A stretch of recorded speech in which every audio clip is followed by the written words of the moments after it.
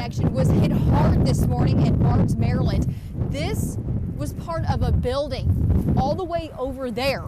This, along with other pieces of the building, are scattered all across the property. Luckily, the destroyed building narrowly missed the trailer next to it that was holding newborn puppies. And luckily, no one was hurt. The founder tells me this damage could cost hundreds of thousands of dollars to repair. And they've had to pause their operations of training puppies to be service dogs for veterans. It sets us back with our operations.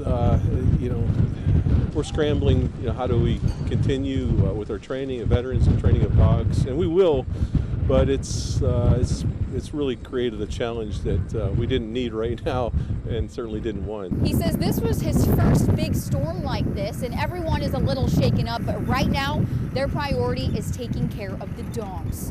In Boyd's, Maryland, I'm Chloe Satterfield.